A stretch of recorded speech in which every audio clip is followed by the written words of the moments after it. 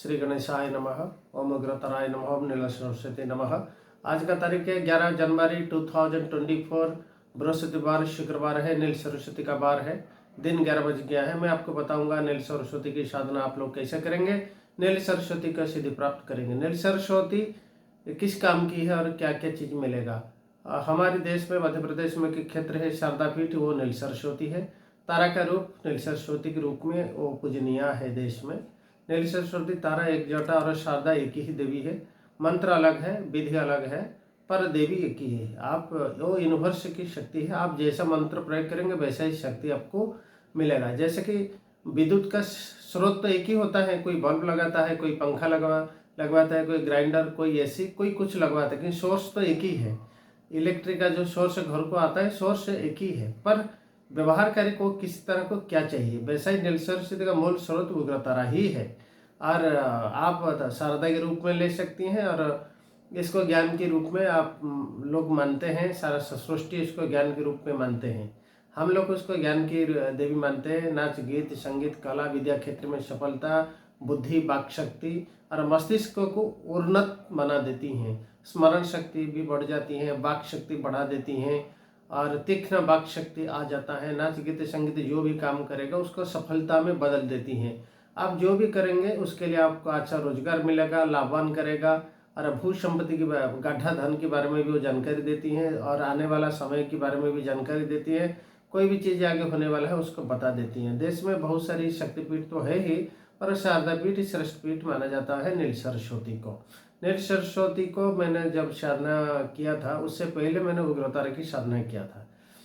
मैंने नील सरस्वती के आंखें में देखा, उनसे बात किया हूँ, उससे वो मंत्र विद्या देवी ने मुझे हाथ में प्रदान किया था।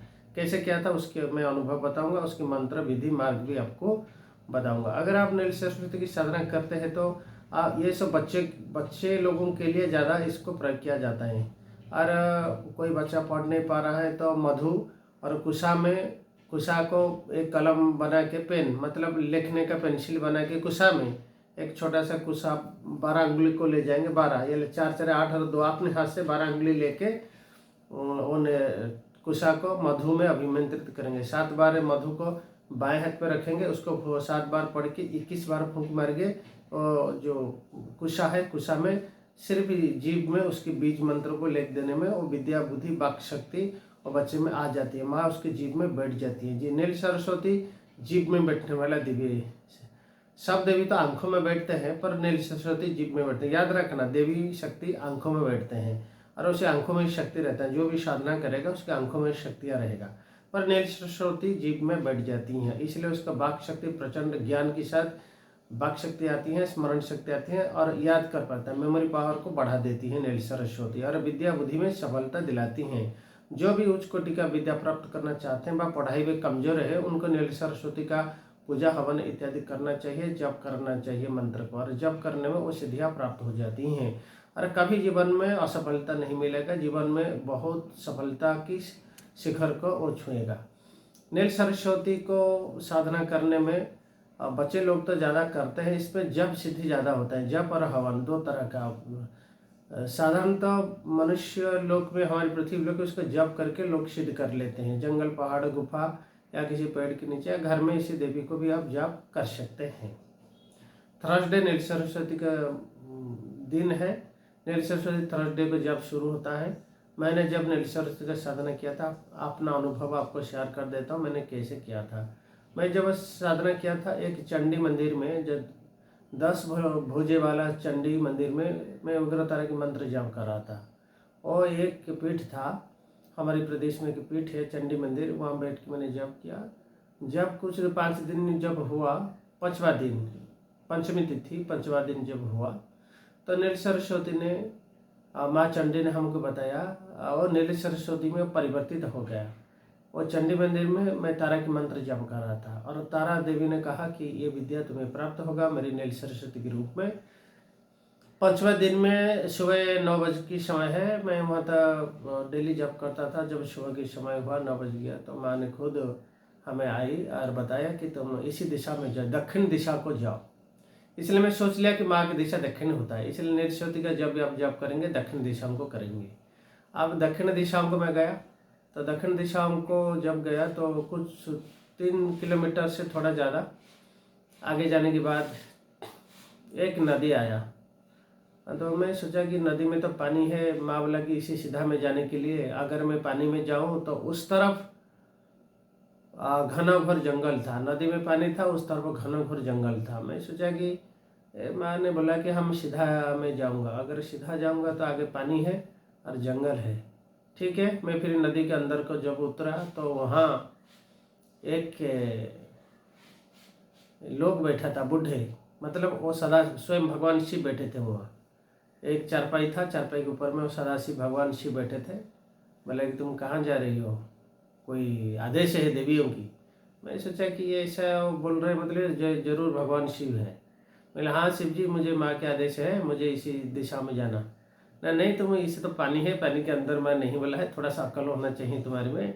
तुम थोड़ा सा लेफ्ट घूम के जाओ, एक ब्रिज पड़ेगा, ब्रिज में ऊपर चढ़ के जाओ। अब माँ ने तुम्हें तो बताया सीधा जाने के लिए, लेकिन खुद को भी थोड़ा अक्ल होना चाहिए, पानी के अंदर कैसे जाओगे? इसलिए मैं सोचा कि हाँ ये भी सही बोल रही है, ठीक है, पानी के अंदर में कैसे जाऊँगा। मैं पानी के जब घुसने गया था तो वो मना किया था, तो मैं लेफ्ट किनार को, लेफ्ट साइड में वो था, मैं लेफ्ट साइड के किनारे में थोड़ा दूर गया, एक ब्रिज है, ब्रिज को पार करके आगे बढ़ा। तो वहाँ से लगभग मैंने 2 किलोमीटर आगे गया तो एक तालाब आया। वो तालाब के पास एक बूढ़ी बैठी है। तो बोला कि मैं वो बूढ़ी को देख के कि अजब टाइप का लगा कि वो एक संध्या धूप दे रही हैं। मैं बोला कि ये तालाब के ऊपर में एकांत में बूढ़ी, ये बुढ़ी ये क्या दे रहा है, शायद देखे इससे थोड़ा बात करें। तो मैं थोड़ा उसके पास रुका, मैं उसको प्रणाम किया। उसने बोला कि तुम्हें क्या चाहिए, कोई विद्या चाहिए? बोले हाँ हमको थोड़ा विद्या की ज़रूरत है, माँ के आदेश है ना। हाँ ठीक है, आओ बैठो इधर। और बोला कि तुम बैठो, मैं तुम्हें एक चीज़ दूंगा। और एक ताड़ के पत्ते में बना हुआ एक किताब ले गए। इतना से लंबा था, 1 फुट का, उसका ताड़ के पत्ते जितना होते हैं इतना, मतलब 1 इंच 1.5 इंच का वाइड था। वो किताब मुझे वो दी, वो कई हजार साल की पुराना लग रहा था। बोला कि तुम इसको लेके जाओ और आगे जाने की ज़रूरत नहीं, बस तुम्हारी मनोकामना पूरा हो गया। मैं जान लिया कि तो माँ खुद देवी है। माँ को प्रणाम किया, बोला कि थोड़ा कुछ खा के जाओ। फिर वो खीर बनाया था माँ ने, थोड़ा खीर हमको खिलाया। बोला कि इधर से तुम वापस चले जाओ, आगे जाने की ज़रूरत नहीं, मैं तुम बुलाया था यहाँ इसको लेने के लिए। तुम्हारी अकल देख रहा था, तुम्हारी अकल कितना है, इसलिए मैं बोला कि तुम इस तरफ आओ। ठीक है, भगवान शिव ने तुम्हें बचा लिया और मदद किया, तुम शिव का परम भगत हो और शिव जी ने तुम्हें बचा लिया। ठीक है, नदी के अंदर को नहीं जाना चाहिए था, अकल होना चाहिए, कली युग चल रही है, इसलिए इस किताब को लेके तुम जाओ और इसका जाप करके सिद्ध करो। मैं जब उस किताब को लेके आया, वो नील सरस्वती का, उसमें था कि तुम अमावस्या या पूर्णिमा के दिन में ग्रहण या पराग हो, चंद्र ग्रहण सूर्य पराग के समय में इसको जाप करना। किसी गुफा, पहाड़, नदियों के किनारे, घना घोर जंगल, शिव मंदिर या गौ माता जहाँ रहते हैं, गौ माता के बीच में रह के उसका जाप करना। घर में अगर गौ माता है तो वहाँ आसन लगा के उसके पास में जाप करो, नहीं तो अगर गौ माता जहाँ सब झुंड होके रहते हैं, रात में देखेंगे खुला में जो गौ माता बोलते हैं, एक जगह में झुंड बना के रहते हैं, रात में एक ही पर्टिकुलर जगह में लोग रहेंगे और पर्टिकुलर जगह में जाके आपको जप करना, वो सेट हो जाएगा। तो हमारे पास में तारा देवी की मंदिर था, वो जंगल पहाड़ गुफा में था। मैं तारा के पास बैठ के उसको जप करके वो मंत्र को सिद्ध किया नील सरस्वती का। तब से नील सरस्वती का कृपा मुझ पर है और इसी वजह से मुझे त्रिकाल ज्ञान प्राप्त होता है। अरे मैं इस देश का ऐसा पंडित हूँ जो कि बिना प्रश्न पूछते हुए मुझे सिर्फ 2 हाथ आप दिखा देंगे, मैं आपके गत वर्तमान भूत भविष्य बता देता हूँ, जान जाता हूँ आपके मन में भी क्या विचार है और आने वाला समय में क्या होने वाला है और क्या क्या आज तक हुआ है। इसके साथ ग्रह नक्षत्र कुंडली के जब मैं देखता हूँ तो उसमें मुझे पता चल जाता है कि ये जो प्रश्न करता है क्या पूछने वाला है, ये क्या पूछेंगे और इसके जवाब भी क्या होना चाहिए। हम आजकल तो लोग नोटिंग आप करते हैं, देखते हैं कि कैसा नोटिंग करते हैं, कागज में लिख के ऐसा करके वो सब नौटंकी है, वो सच नहीं है।